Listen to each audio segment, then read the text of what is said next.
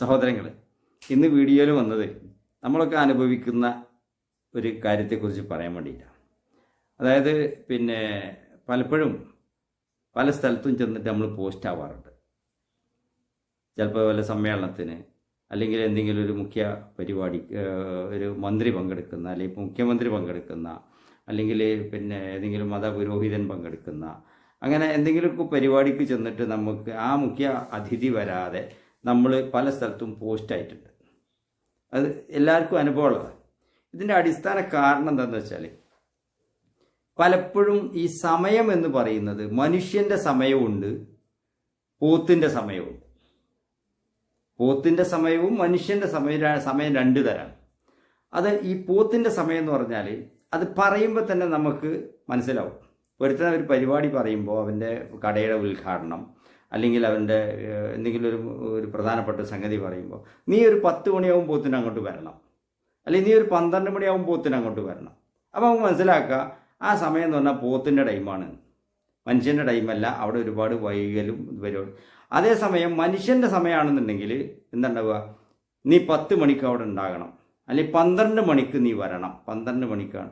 അപ്പോൾ ആ കൃത്യത അതിൽ ആ പറച്ചിലിൽ തന്നെ ഉണ്ടാവും. അപ്പോൾ നമുക്ക് സമയം നഷ്ടപ്പെടില്ല, നമ്മുടെ കാര്യങ്ങളൊക്കെ നടക്കും ചെയ്യും. അത് കഴിഞ്ഞിട്ട് നമുക്ക് വേറെ എന്തെങ്കിലും പരിപാടി ഉണ്ടെങ്കിൽ പോവുകയും ചെയ്യാം. അതേസമയം 10 മണിയും പോത്തിന് പറഞ്ഞാൽ പോത്തിൻ്റെ ടൈമാണ്. പോത്തിൻ്റെ ടൈമൊന്നും അറിയില്ല, പോത്തിന് വാച്ച് നോക്കാനൊന്നും അറിയില്ലല്ലോ. അപ്പോൾ ഈ പോത്തിൻ്റെ ടൈം പറയുന്നവരുണ്ട്, കൃത്യസമയം പറയുന്നവരുണ്ട്. അപ്പോൾ ഈ കൃത്യസമയം പറയുക എന്ന് പറഞ്ഞാൽ മറ്റുള്ളവനെ പരിഗണിക്കുക, മറ്റുള്ളവൻ്റെ സമയത്തെ പരിഗണിക്കുക എന്നുള്ള. അവനക്ക് ഇത് കഴിഞ്ഞിട്ട് ഒരുപാട് പരിപാടികളുണ്ടാവും. അതേപോലെ ഈ ലോകത്തേക്ക് നിങ്ങൾ നോക്കുകയാണെന്നുണ്ടെങ്കിൽ കൃത്യനിഷ്ഠ പാലിക്കുന്നതുകൊണ്ടാണ്, ബന്ധിതമായി നടക്കുന്നതുകൊണ്ടാണ് ഈ പ്രകൃതി തന്നെ നിലനിൽക്കുന്നത്. ഇത്ര മണിക്ക് സൂര്യൻ ഉദിക്കുന്നു, ഇത്ര മണി കൃത്യം നോക്കുന്നു, നിങ്ങൾ കൃത്യസമയത്ത് സൂര്യൻ അസ്തമിക്കുന്നു. ആ സമയത്തിൻ്റെ അപ്പുറത്തോ നിൽക്കുന്നില്ല, അല്ലെങ്കിൽ കുറച്ച് കഴിഞ്ഞിട്ടാക്കാം എന്ന് വിചാരിക്കുന്നില്ല. അതേപോലെ തന്നെ ഈ ഒരു വർഷം, എത്രയോ വർഷങ്ങൾക്കപ്പുറത്തുള്ള സൂര്യഗ്രഹണത്തെ കുറിച്ചിട്ടും ചന്ദ്രഗ്രഹണത്തെ കുറിച്ചിട്ടൊക്കെ മുൻകൂട്ടി കണക്ക് കൂട്ടി പറയാൻ കഴിയുന്നത് എന്തുകൊണ്ടാണ്? ഈ കൃത്യത ഈ ലോകത്ത് നിലനിൽക്കുന്നതുകൊണ്ടാണ്.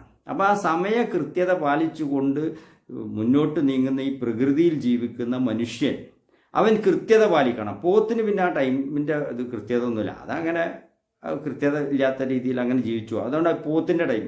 അപ്പോൾ നമ്മൾ വളരെ ശ്രദ്ധിക്കേണ്ടത്, നമ്മളെ ജീവിതത്തിലെ ഓരോ കാര്യങ്ങളും പോത്തിൻ്റെ സമയത്തിനെ അടിസ്ഥാനപ്പെടുത്തിയിട്ടാണോ മനുഷ്യൻ്റെ സമയത്തിനെ അടിസ്ഥാനപ്പെടുത്തിയിട്ടാണോ എന്ന് ഞാനടക്കമുള്ള നമ്മൾ ശ്രദ്ധിക്കുക.